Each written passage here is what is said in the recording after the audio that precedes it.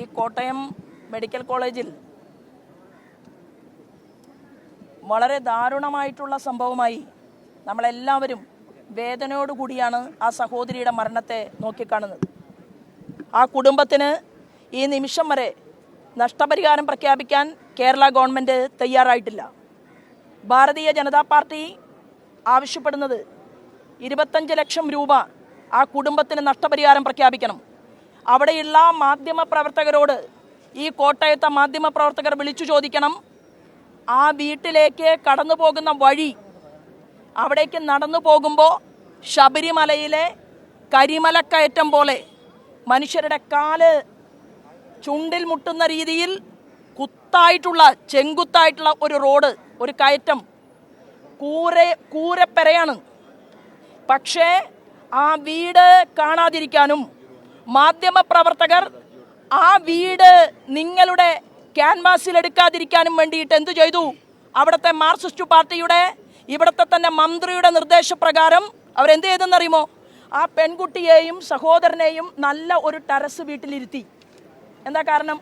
മരിച്ചുപോയ ബിന്ദുവിൻ്റെ വീട് ഇന്ന് കേരളം ഒട്ടാകെ കാണാതിരിക്കാൻ വേണ്ടി മാർക്സിസ്റ്റ് പാർട്ടിയുടെ നേതൃത്വത്തിൽ ആ 2 കുട്ടികളെയും നല്ല ഒരു ടെറസ് വീടിൽ കൊണ്ടുപോയി ഇരുത്തി. എന്തിനു വേണ്ടിയിട്ടാണ്? കേരളത്തിലെ ജനങ്ങളുടെ ഹൃദയം അവരുടെ കൂടെ ഉണ്ടാകാതിരിക്കാൻ. മാത്രവുമല്ല, മാർക്സിസ്റ്റ് പാർട്ടിക്കെതിരായി ഈ വകുപ്പ് മന്ത്രി ഹൃദയമില്ലാത്ത വീണയ്ക്കെതിരായി കേരളത്തിലെ ജനങ്ങൾ ചിന്തിക്കാതിരിക്കാൻ ആസൂത്രിതമായിട്ടുള്ള ഒരു ഗൂഢാലോചന അവർ നടത്തുകയുണ്ടായി. ഞാൻ പറയാൻ ആഗ്രഹിക്കുന്നത്, ആ പെൺകുട്ടി രോഗിയായിരുന്നു. ആ പെൺകുട്ടി BSc പഠിച്ചുകൊണ്ടിരിക്കുകയായിരുന്നു. 3 മാസം മാത്രമേ ആ പെൺകുട്ടിക്ക് ഇനി പഠനത്തിന് ബാക്കിയുള്ളൂ. ആ കുടുംബത്തിൻ്റെ അത്താണിയായിട്ട് മാറേണ്ട ഒരു പെൺകുട്ടിയാണ്. ആ പെൺകുട്ടിയുടെ അച്ഛൻ പറഞ്ഞു, അവരുടെ അച്ഛൻ പറഞ്ഞു, ഞാനല്ല, ബിന്ദു കൂലിവേലയ്ക്ക് പോയിട്ട് ഞാൻ ചെന്നപ്പോൾ എൻ്റെ അരികിലേക്ക് വന്നിട്ട് അച്ഛൻ പറഞ്ഞത്, ആ അമ്മയുണ്ടല്ലോ കൂലിവേല ചെയ്ത് രാവിലെ മുതൽ വൈകുന്നേരം വരെ മാത്രം പണിക്ക് പോകുന്ന ആളല്ല. അയൽ വീടുകളിൽ പോയി പല രീതിയിലുള്ള ജോലിയും എടുത്തുകൊണ്ട് മക്കളെ പുലർത്തി പഠിപ്പിച്ച ആ പാവപ്പെട്ടവരുടെ കുടുംബത്തിലെ നാഥയെയാണ് നഷ്ടപ്പെടുത്തിയിട്ടുള്ളത്. 25 ലക്ഷം രൂപ സംസ്ഥാന ഗവൺമെൻറ് അടിയന്തരമായിട്ട് ഈ കുടുംബത്തിന് കൊടുക്കണമെന്ന് ഭാരതീയ ജനതാ പാർട്ടി ആവശ്യപ്പെടുന്നു. കൂടാതെ ആ കുടുംബത്തിലെ ഒരാൾക്ക്, നാഥയെ നഷ്ടപ്പെടുത്തിയ ഈ ഗവൺമെൻറ് ആ കുടുംബത്തിലെ ഒരാൾക്ക് ജോലി കൊടുക്കാൻ സംസ്ഥാന ഗവൺമെൻറ് തയ്യാറാകണം എന്നും ഭാരതീയ ജനതാ പാർട്ടി ആവശ്യപ്പെടുകയാണ്. ആരോഗ്യ മേഖലയിൽ 50% തുക ബജറ്റിൽ വെട്ടിക്കുറച്ചിരിക്കുകയാണ്. ഈ കഴിഞ്ഞ വർഷം മുതൽ 50% തുക വെട്ടിക്കുറയ്ക്കുക എന്ന് പറഞ്ഞാൽ എല്ലാ മെഡിക്കൽ കോളേജുകളിലും MRI മെഷീൻ വാങ്ങാൻ പറ്റില്ല. ആവശ്യത്തിന് വരുന്ന രോഗികൾക്ക് മരുന്ന് കൊടുക്കാൻ പറ്റില്ല. വരുന്ന രോഗികൾക്ക് ലബോറട്ടറി സംവിധാനം ഒരുക്കി കൊടുക്കാൻ സാധിക്കില്ല. അവർ പുറത്തു പോകണം. അവർ പുറത്തെ ലാബുകളെ ആശ്രയിക്കണം. അവർ പുറത്തെ മരുന്ന് ഷാപ്പുകളെ ആശ്രയിക്കണം. അവർ പുറത്തെ എക്സ്റേ മെഷീനെ ആശ്രയിക്കണം. അവർ പുറത്ത് MRI സ്കാൻ മെഷീൻ ആശ്രയിക്കണം. അവർ CT സ്കാൻ ചെയ്യാൻ വേണ്ടിയിട്ട് പുറത്തെ ലാബുകളെ ആശ്രയിക്കണം. ഈ സാഹചര്യമാണ് കേരളത്തിലുള്ളത്. അത് നിങ്ങൾ വെട്ടിക്കുറച്ചു. എന്നാൽ 4 വർഷം കൊണ്ട് 60,000 കോടി രൂപ നരേന്ദ്രമോദി കേരളത്തിലേക്ക് നൽകിയിട്ടുണ്ട്, ആരോഗ്യ മേഖലയ്ക്ക് നൽകിയിട്ടുണ്ട്. ആ പണം നിങ്ങൾ എന്താണ് ചെയ്തത്? ധവളപത്രം ഇറക്കാൻ കേരളത്തിലെ ഈ ഹൃദയമില്ലാത്ത വീണയെ ഞങ്ങൾ വീണയോട് ആവശ്യപ്പെടുകയാണ്. നിങ്ങളോട് ഒരു ബഹുമാനവും ഒരാദരവും ഈ സംഭവം മുതലല്ല, കഴിഞ്ഞ കുറേ നാളുകളായി കേരളത്തിലെ ജനങ്ങൾക്കില്ല. എന്താ കാരണമെന്നറിയുമോ? നിങ്ങൾ നീതികേടാണ് കേരളത്തിൽ നടത്തിക്കൊണ്ടിരിക്കുന്നത്. ആലപ്പുഴയിൽ സ്വന്തം ഭാര്യ മരിച്ച് പൊട്ടിക്കരയുന്ന ഒരു ചെറുപ്പക്കാരനെ കണ്ട് നിങ്ങൾ പറഞ്ഞു, ആലപ്പുഴ വണ്ടാനം മെഡിക്കൽ കോളേജിൽ ആവശ്യമായിട്ടുള്ള സൗകര്യങ്ങൾ ഒരുക്കി കൊടുക്കാം. ഒന്നും ചെയ്തില്ല. പാലക്കാട് ജില്ലാ ആശുപത്രിയിലെ മരണത്തെ സാക്ഷ്യം വഹിച്ചുകൊണ്ട് വീണ പറഞ്ഞു, ഞാൻ എല്ലാം ശരിയാക്കി തരാം. ഇത് മറ്റേ സിനിമയിൽ കുതിരവട്ടം പപ്പുവിൻ്റെ ഒരു സീനുണ്ട്. എന്താണ്? ഇപ്പം ശരിയാക്കി തരാം. നിങ്ങൾ കേരളത്തിലെ പാവങ്ങളെ ശരിയാക്കി. നിങ്ങൾ ഈ കേരളത്തിലെ സാധാരണക്കാരെയാണ് ശരിയാക്കുന്നത്. നിങ്ങളുടെ ഗവൺമെൻറ്റും മുഖ്യമന്ത്രി പിണറായി വിജയനും 2ാം വരവ് വന്ന് ഈ കേരളത്തിലെ പാവപ്പെട്ടവന്റെ നെഞ്ചിൽ കയറി നിന്നുകൊണ്ട് അവരെയാണ് നിങ്ങൾ ശരിയാക്കിക്കൊണ്ടിരിക്കുന്നത്. നിങ്ങളൊരു സ്ത്രീയല്ലേ? നിങ്ങളൊരു അമ്മയല്ലേ? നിങ്ങൾക്ക് ഒരു മനസാക്ഷി വേണ്ടതല്ലേ? നിങ്ങൾ എന്തുകൊണ്ടാണ് മെഡിക്കൽ കോളേജുകളെ ആവശ്യമായ സൗകര്യങ്ങൾ ഒരുക്കണമെന്ന് ആവശ്യപ്പെട്ടുകൊണ്ട് നിങ്ങൾ എന്തുകൊണ്ടാണ് മുഖ്യമന്ത്രിയുമായി സംസാരിക്കാത്തത്? നിങ്ങൾ സംസാരിക്കേണ്ടതല്ലേ? മുഖ്യമന്ത്രിക്ക് അമേരിക്കയിൽ ചികിത്സിക്കാമെങ്കിൽ, മുഖ്യമന്ത്രിയുടെ മകൾക്ക് സുഖകരമായി ജീവിക്കാമെങ്കിൽ, അവരുടെ ചുറ്റും നിൽക്കുന്ന ആളുകൾക്ക് എന്തിന് തോമസ് ഐസക്കിന് തോർത്തുമുണ്ട് വാങ്ങാൻ വേണ്ടിയിട്ട് നിങ്ങൾ ആയിരക്കണക്കിന് രൂപ എഴുതിയെടുക്കാമെങ്കിൽ, ശൈലജ ടീച്ചർക്ക് കണ്ണട വാങ്ങാൻ വേണ്ടി നിങ്ങൾ ഉദ്ദേശിച്ച പണം എഴുതിയെടുക്കാമെങ്കിൽ, കഴിഞ്ഞ കാലത്ത് നിങ്ങൾ എന്തുകൊണ്ടാണ് ഇവിടുത്തെ പാവപ്പെട്ടവർക്ക് ആവശ്യമായ സംവിധാനങ്ങൾ ആരോഗ്യ മേഖലയിൽ ഒരുക്കി കൊടുക്കാത്തത്? അത് ഒരുക്കി കൊടുക്കണമെന്ന് ആവശ്യപ്പെട്ടുകൊണ്ട് ഞങ്ങൾ തെരുവിലിറങ്ങും. ഞങ്ങൾ നിയമം കയ്യിലെടുക്കുന്നുണ്ടെങ്കിൽ അതിൻ്റെ ഉത്തരവാദിത്വം കേരളത്തിലെ ഇടതുപക്ഷ ജനാധിപത്യ മുന്നണിയുടെ ഗവൺമെന്റിനാണുള്ളത്. ഞങ്ങൾക്ക് ആഗ്രഹമില്ല തെരുവിൽ സമരം നടത്തണമെന്ന്.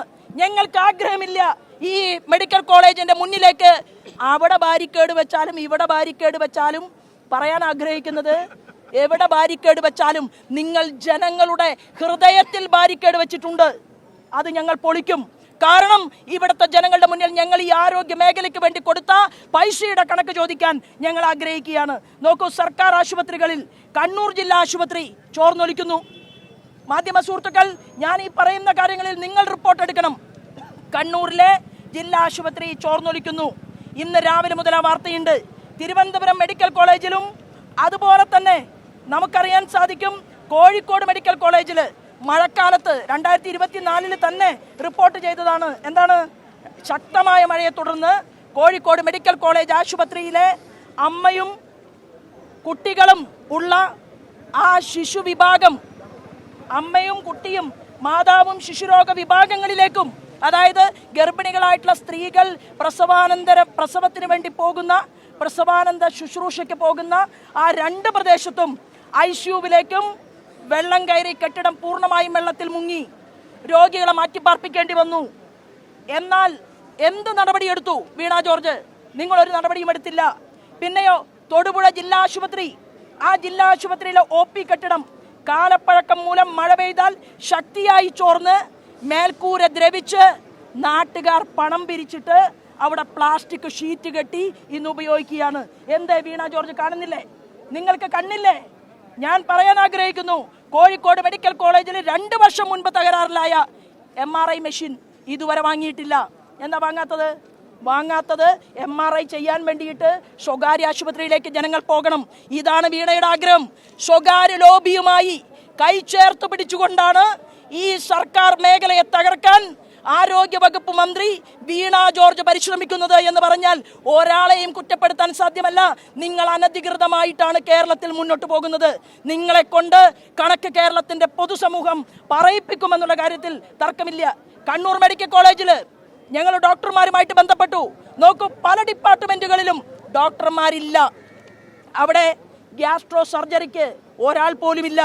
4 വർഷമായി കണ്ണൂർ മെഡിക്കൽ കോളേജിൽ ഗ്യാസ്ട്രോ സർജറി മുടങ്ങിക്കിടക്കുകയാണ്. അവിടെ തന്നെ ക്യാൻസർ ചികിത്സയ്ക്കുള്ള തെറാപ്പി യൂണിറ്റ് 2020 തകരാറിലായി. ഇതുവരെ ആ ക്യാൻസർ പേഷ്യന്റിന് ആവശ്യമായിട്ടുള്ള ഒരു തെറാപ്പി യൂണിറ്റ് അവിടെ വെക്കാൻ വേണ്ടിയിട്ട് ആരോഗ്യ വകുപ്പിന് സാധിച്ചില്ല. അവിടെ ഇപ്പോൾ പറയുന്നത് എന്താണ്? ബുധനാഴ്ച മാത്രമാണ് OP. അപ്പോൾ വ്യാഴാഴ്ച വയറുവേദനിച്ചാൽ, വെള്ളിയാഴ്ച നെഞ്ചുവേദനിച്ചാൽ ജനങ്ങൾ പോകണ്ടേ? ആഴ്ചയിൽ 1 ദിവസം മാത്രം OP എന്ന തീരുമാനമെടുത്തുകൊണ്ട് നിങ്ങൾ കണ്ണൂർ മെഡിക്കൽ കോളേജിനെ തകർക്കുകയാണ്. കാസർഗോഡ് മെഡിക്കൽ കോളേജ് 2012 തുടങ്ങിയതാണ്, ഇതുവരെ പൂർത്തീകരിച്ചിട്ടില്ല. എത്രയോ കുട്ടികൾ എൻഡോസൾഫാൻ ദുരിതം പേറുന്ന ആ കാസർഗോഡ് മെഡിക്കൽ കോളേജിൽ എത്രയോ കുട്ടികൾ നരകയാതന അനുഭവിക്കുന്ന നാട്ടിൽ നിങ്ങൾ ആ മെഡിക്കൽ കോളേജിന്റെ പണി ഇതുവരെ പൂർത്തീകരിച്ചിട്ടില്ല. 275 ജീവനക്കാർ വേണം. 95 പേരെ നിങ്ങൾ സെലക്ട് ചെയ്തു.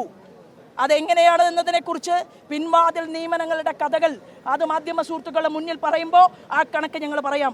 അതിൽ തന്നെ 275 പേർ വേണ്ടെടുത്ത് 80 പേര് മാത്രമാണ് ജോലിയിൽ പ്രവേശിച്ചിട്ടുള്ളത്. അത് ഇപ്പോഴും പാതി വഴിയിൽ നിൽക്കുകയാണ്. സർക്കാർ ആരോഗ്യ മേഖലയ്ക്കായി ബജറ്റിൽ അനുവദിക്കുന്ന തുക അത് നിങ്ങൾ കുറയ്ക്കുകയും കേന്ദ്രം നൽകിയിട്ടുള്ള ഈ 60,000 കോടി രൂപ ഇത് നിങ്ങൾ പലയിടത്തേക്കും വകമാറി ചിലവഴിക്കുകയും ചെയ്തിട്ടുണ്ട്. ഇതിന്റെ കണക്ക് പറയാൻ നിങ്ങൾ ബാധ്യസ്ഥരാണ്. 2015 മുതൽ 2025 വരെ NHM പദ്ധതിയിൽ 7434.3 കോടി രൂപ സംസ്ഥാന ഗവൺമെന്റിന് കിട്ടിയിട്ടുണ്ട്. മറ്റു പദ്ധതികൾക്കായി 62,337 കോടി രൂപ ഞാൻ നേരത്തെ പറഞ്ഞു, അത് കേരള ഗവൺമെന്റിന് കേന്ദ്ര ഗവൺമെന്റ് നൽകിയിട്ടുണ്ട്. പകർച്ചവ്യാധി തടയാൻ മാത്രം 2024-25 സാമ്പത്തിക വർഷത്തിൽ 16 കോടി കൊടുത്തു. 1 കോടി പോലും ജനങ്ങൾക്ക് വേണ്ടി നിങ്ങൾ നടപ്പിലാക്കിയിട്ടില്ല. സാധാരണക്കാർക്ക് മരുന്ന് ലഭ്യമാക്കാൻ 1635 പാവങ്ങൾക്ക് മരുന്ന് കൊടുക്കാൻ വേണ്ടി മെഡിക്കൽ കോളേജുകളിൽ എത്രയോ ജൻ ഔഷധികൾ കൊണ്ടുവന്നു. എന്നാൽ ആ ജൻ ഔഷധികളിൽ മരുന്നില്ലെങ്കിൽ ഒരു പരാതി മന്ത്രിക്ക് പോയാൽ മന്ത്രി അതിനെ പുച്ഛിച്ചു തള്ളുന്ന ഒരു സമീപനമാണ് മുന്നോട്ട് പോകുന്നത്. മാതൃവന്ദന യോജന പദ്ധതി മുതൽ ഇവിടെ 5 വർഷത്തിനിടയിൽ നടത്തിയിട്ടുള്ള എല്ലാ പദ്ധതികളും നിങ്ങൾ വഴിയാധാരമാക്കിയിരിക്കുകയാണ്. ഇവിടെ ഗവൺമെൻറ് മെഡിക്കൽ കോളേജുകളിൽ 600 കോടി രൂപ പിണറായി വിജയൻ ഗവൺമെൻറ് മരുന്ന് കമ്പനികൾക്ക് അങ്ങോട്ട് കൊടുക്കാനുണ്ട്. മെയ് 25 വരെ 100 കോടി രൂപ കൊടുത്തിട്ടുണ്ട്. നിങ്ങളുടെ ആർഭാടം ഒന്ന് കുറച്ചാൽ പോരെ? നിങ്ങളുടെ ആർഭാടവും നിങ്ങളുടെ ചുറ്റിക്കറങ്ങലും ഒന്ന് കുറച്ചാൽ ഈ കേരളത്തിലെ വകുപ്പ് മന്ത്രിമാരുടെ ആർഭാടവും ചുറ്റിക്കറങ്ങലും ഒന്ന് കുറച്ചാൽ മെഡിക്കൽ കോളേജുകളിലെ മരുന്ന് കമ്പനികൾക്ക് കൊടുക്കാനുള്ള പൈസ അത് ഉണ്ടാക്കിയെടുക്കാൻ സാധിക്കും. നിങ്ങളത് ചെയ്യുന്നില്ല. 500 കോടി കൊടുക്കാനുള്ളവർക്ക് 100 കോടി കൊടുക്കുമ്പോൾ അവരെങ്ങനെയാണ് മരുന്ന് കൊടുക്കുക? പിന്നെ മരുന്ന് നിർമ്മിക്കാൻ നല്ല കഴിവും പ്രാപ്തിയുമുള്ള ചെറുപ്പക്കാരികളും ഡോക്ടർമാരും സ്പെഷ്യലിസ്റ്റുകളും ഒക്കെ കേരളത്തിലുണ്ട്. നമ്മുടെ കുട്ടികൾ നല്ല ബുദ്ധിയുള്ള കുട്ടികൾ തന്നെയാണ്. അവർ കർണാടകയിലും ആന്ധ്രയിലും തെലങ്കാനയിലും പോയി മരുന്ന് കമ്പനികൾക്ക് വേണ്ടി മരുന്നുണ്ടാക്കുന്നു. കേരളത്തിൽ ഒരു മരുന്ന് നിർമ്മാണ കമ്പനി പോലും, പണ്ടത്തെ ആലപ്പുഴയിലെ കമ്പനി കഴിഞ്ഞാൽ ഒരു കമ്പനി പോലും കേരളത്തിലില്ല. എന്താ കാരണം? ഒരു വർഷം 1150 കോടിക്ക് 3 മാസം കൂടുമ്പോൾ, ചെറിയ കണക്കാണ്, മരുന്ന് വാങ്ങുന്നുവെന്നുള്ള ഒരു കണക്ക്. അത് ഞങ്ങളിപ്പോൾ പരിശോധിക്കുന്നുണ്ട്. അതിൻ്റെ സാങ്കത്യം ഞങ്ങൾ മനസ്സിലാക്കിയതിന് ശേഷം മാധ്യമ സുഹൃത്തുക്കളുമായിട്ട് ആ വിഷയം പങ്കുവയ്ക്കും. പ്രധാനപ്പെട്ട മരുന്ന് വിതരണ കമ്പനികളെല്ലാം കേരള സർക്കാരിന് നൽകുന്ന സപ്ലൈ അവർ നിർത്താൻ തീരുമാനിച്ചിരിക്കുകയാണ്. ഒരു മാസം മുമ്പ് അതിൽ 52.4% കമ്പനികൾ സപ്ലൈ നിർത്തിയിരിക്കുകയാണ്. 216 ഫാർമസ്യൂട്ടിക്കൽ കമ്പനികൾ മുൻപ് സർക്കാർ കരാറിൽ കേരളത്തിൽ പ്രവർത്തിച്ചിരുന്നു. ഇന്നത് 187 കുറഞ്ഞിട്ടുണ്ട്. ഞാൻ പറഞ്ഞു വന്നത്, കേരളത്തിലെ ആരോഗ്യരംഗത്തെ പാടെ തകർക്കാനുള്ള എല്ലാ ശ്രമങ്ങളും വീണയുടെ നേതൃത്വത്തിൽ, അത് മുഖ്യമന്ത്രിയുടെ നിർദ്ദേശപ്രകാരം ഇവിടെ കേരളത്തിൽ നടന്നുകൊണ്ടിരിക്കുകയാണ്. പക്ഷേ ജനങ്ങളെ കബളിപ്പിക്കാൻ വേണ്ടി, എനിക്ക് വളരെ സങ്കടമുണ്ട് എന്ന് കാണിക്കാൻ വേണ്ടി കുഴഞ്ഞു വീഴുക, ബോധക്ഷയം അനുഭവിക്കുക. ശിവൻകുട്ടിയെ പോലെയല്ല എന്ന് മാത്രമേ ഉള്ളൂ. ശിവൻകുട്ടി നിയമസഭയുടെ അകത്താണ് വീണത്. ഇത് ശിവൻകുട്ടിയെ പോലെയല്ല എന്ന് മാത്രമേ ഉള്ളൂ. ഈ വീണ ഈ കുടുംബത്തോട് ആത്മാർത്ഥത പുലർത്തണം. ഈ കുടുംബത്തിന് ഒരാൾക്ക് ജോലി കൊടുക്കണം, 25 ലക്ഷം രൂപ നഷ്ടപരിഹാരം കൊടുക്കണം. ഞങ്ങൾ തെരുവിൽ തന്നെയാണ്. ഞങ്ങൾ സമര രംഗവുമായി, പോരാട്ടവുമായി ഞങ്ങൾ കേരളത്തിൽ മുന്നോട്ട് പോകാനാണ് ഞങ്ങൾ ആഗ്രഹിക്കുന്നത്. തീർച്ചയായിട്ടും ഇവിടുത്തെ പാവപ്പെട്ട മനുഷ്യരെ മുഖ്യധാരയിലേക്ക് കൊണ്ടുവരാൻ സാധിക്കണം. അതിന് മാധ്യമ സുഹൃത്തുക്കളുടെ സഹകരണം കൂടി വേണം എന്ന് അഭ്യർത്ഥിച്ചുകൊണ്ടാണ് ഞാൻ എൻ്റെ ഈ വാക്കുകൾ നിർത്തുന്നത്. ഞാൻ നേരത്തെ പറഞ്ഞല്ലോ, മുഖ്യമന്ത്രി ഭാഗ്യവാനല്ലേ? കാരണം നരേന്ദ്രമോദിയല്ലേ ഇന്ത്യയുടെ പ്രധാനമന്ത്രി. അപ്പം നരേന്ദ്രമോദിജി ഇന്ത്യ ഭരിക്കുമ്പോൾ ചോദിക്കുന്നതും ചോദിക്കാത്തതുമായിട്ടുള്ള മുഴുവൻ പണവും ഈ കേരളത്തിലേക്ക് വന്നുകൊണ്ടിരിക്കുകയാണ്. ആ പണത്തിൽ നിന്ന് എത്ര വേണമെങ്കിലും ചികിത്സയ്ക്ക് വേണ്ടി എഴുതിയെടുക്കാം. കാരണം എന്താണ്? ഇവിടെ ധവളപത്രവും വേണ്ട, ഒന്നും വേണ്ട. ഇവിടുത്തെ പ്രതിപക്ഷ നേതാവ് ശ്രീമാൻ VD സതീശൻ നല്ല രീതിയിൽ പിണറായി വിജയനെ ആലിംഗനം ചെയ്തുകൊണ്ടാണ് കേരളത്തിൽ മുന്നോട്ട് പോകുന്നത് എന്നുള്ള കാര്യത്തിൽ തർക്കമില്ല. അല്ലെങ്കിൽ എന്തേ കേരളം നിയമസഭയ്ക്കകത്ത് ഈ കേരളത്തിലെ മെഡിക്കൽ കോളേജുകളിൽ മരുന്നില്ലാതായിട്ട് മാസം എത്രയായി? അവിടെ ഉപകരണങ്ങൾ പണിമുടക്കിയിട്ട് എത്ര നാളായി? എന്തേ ഇതിൻ്റെ കണക്ക് ചോദിക്കാനും ഈ കാര്യത്തിൽ ഗവൺമെൻറ്റിനെ കൊണ്ട് പ്രവർത്തിപ്പിക്കാനും ഈ പ്രതിപക്ഷത്തിന് സാധിക്കാതിരുന്നത്? പ്രതിപക്ഷം ആഗ്രഹിക്കുന്നത് കുറച്ചു നാൾ കൂടി പിണറായി വിജയൻ സന്തോഷമായിട്ടിരിക്കട്ടെ, ഈ തീവട്ടിക്കൊള്ള നടത്തട്ടെ എന്ന് തന്നെയാണ്. പ്രസംഗത്തിൽ മറ്റേ ഇവിടുത്തെ സൂപ്രണ്ടിനെ പിന്തുണ പ്രഖ്യാപിക്കുന്ന ഒരു പ്രസ്താവന കണ്ടല്ലോ, അതെന്താണ് കാരണം? അല്ല, ഈ കോട്ടയം മെഡിക്കൽ കോളേജിലെ സൂപ്രണ്ട് മനുഷ്യരെ സ്നേഹിക്കുന്ന, രോഗികളെ സ്നേഹിക്കുന്ന, നമ്മുടെ വടക്കാഞ്ചേരിയിലെ മുളങ്കുന്നത്ത് കാവിൽ നിന്ന് ഞാനൊരു BJP-കാരിയാണ് എന്ന് കൃത്യമായിട്ട് ഈ മെഡിക്കൽ കോളേജിലെ സൂപ്രണ്ടിനറിയാം.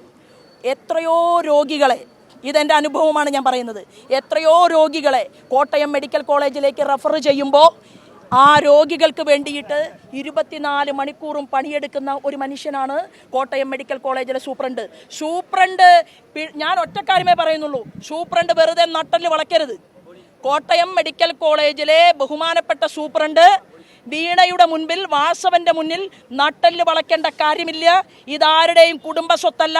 ഇത് കേന്ദ്രം കൊടുത്ത 60,000 കോടി രൂപയിൽ നിന്ന് എടുത്തുകൊണ്ട് കേരളവും കേന്ദ്രവും ഒരുമിച്ചാണ് ഇവിടുത്തെ രോഗികളെ നോക്കുന്നതെങ്കിൽ അദ്ദേഹത്തിന്റെ തലയിലിടാൻ ഞങ്ങൾ സമ്മതിക്കില്ല. അദ്ദേഹമല്ലല്ലോ പറഞ്ഞത്, വീണയല്ലേ പറഞ്ഞത് അവിടെ ആരുമില്ല, ആ ഭാഗം ഉപയോഗിക്കുന്നില്ല, രോഗികൾ അവിടേക്ക് പോകുന്നില്ല എന്നുള്ള നട്ടാൽ മുളയ്ക്കാത്ത പച്ച നുണയല്ലേ ഒരു മന്ത്രി പറഞ്ഞത് കേരളത്തിലെ ജനങ്ങളുടെ മുന്നിൽ?